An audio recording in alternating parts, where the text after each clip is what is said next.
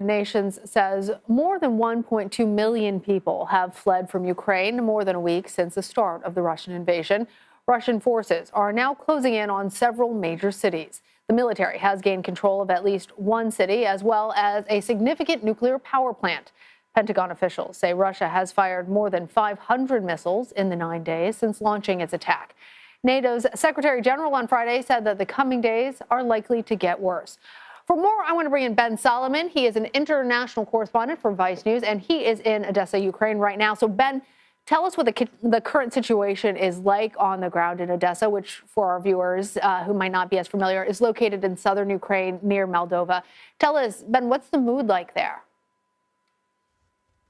So in Odessa, this is a part of the country that's watching the rest of the country, the rest of the attacks in places like Kyiv and places like Kharkiv, and they're kind of waiting for their turn.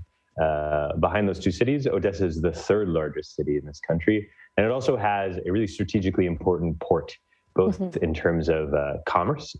It's a port that does a lot of the business with so much of the Black Sea and controls a lot of Ukraine's exports, but it's also a really important port in terms of security. This city kind of splits Moldova from Russia, and the entire border is kind of guided by Odessa's actions. It's kind of the capital of the south in a way. So if the Russian army pushes towards Odessa and takes control of this area, in a way, they kind of control the entire south of the country.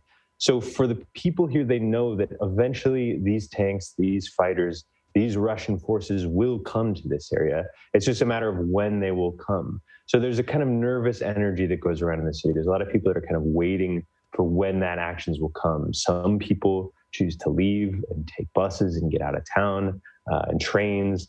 Other people are kind of hunkering down. We went yesterday to one of the older tourist beaches in the city, where now excavators are kind of digging out the sand to make sandbags so they can make outposts all around the city.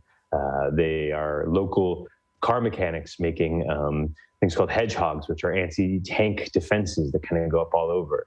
But people are getting ready, but also life kind of goes on. Like a lot of the people that are living here are still going out. There's still, some commerce going on. They're still going out, like, Ben, they're going to restaurants and like regular life undeterred?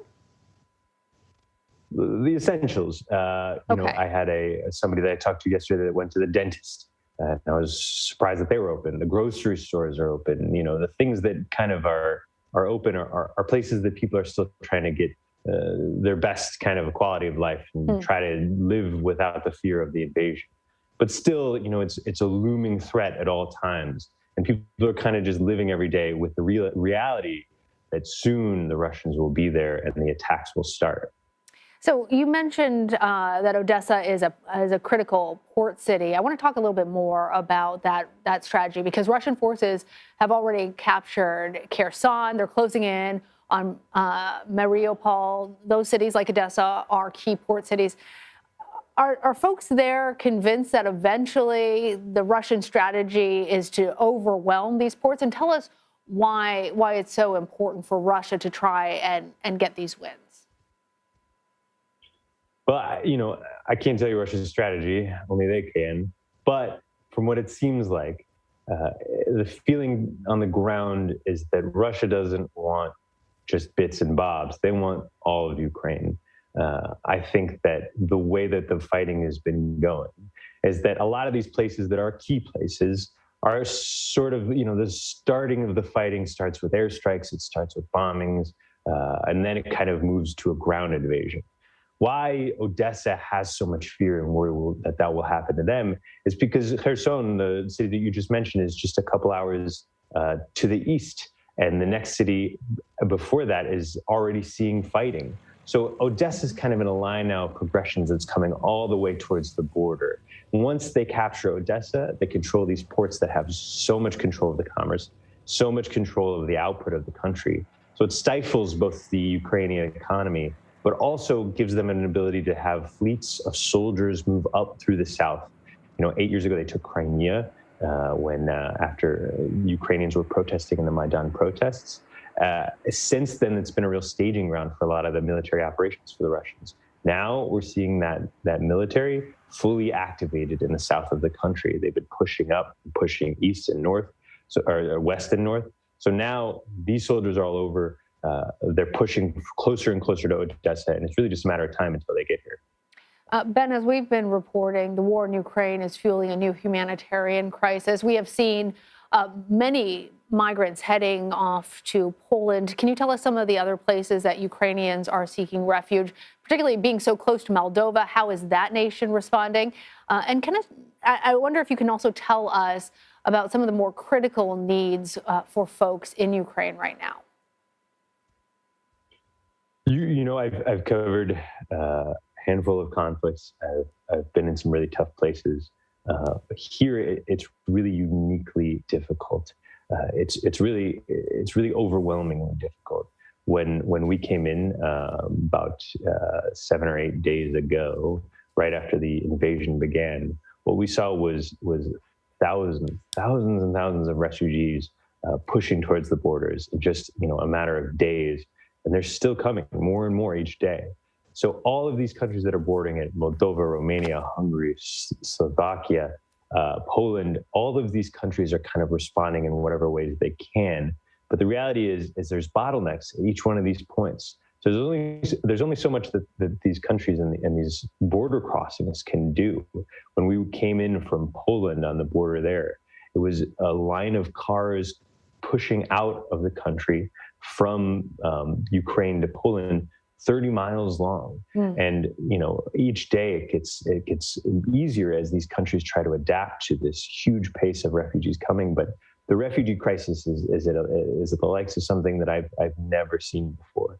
Now, for the people inside the country, what we're seeing is gas shortages, food shortages, inability to kind of get around, inability to kind of travel safely.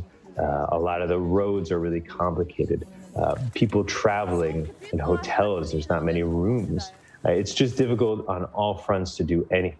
Logistically, it's just becoming just such a bottleneck at all of these places that everyone here is struggling in ways that I've never seen before.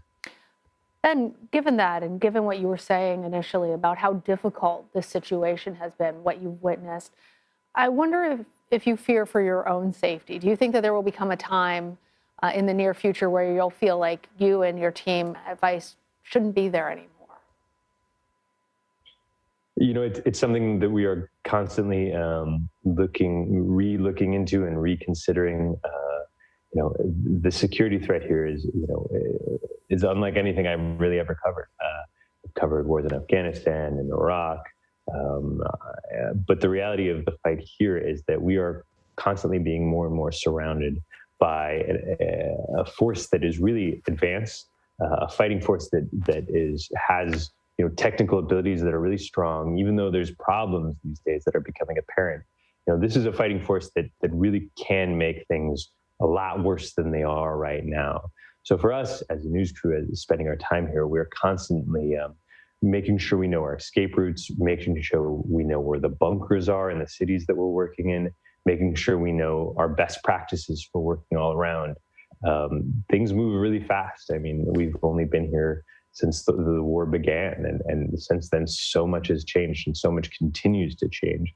So, of course, safety is our number one concern, and kind of taking our time to reinvestigate and re-understand what's the best way to work here is important. But for us, the story is more and more important. Mm-hmm. It's the Ukrainian people that we meet, the people that we are dealing with.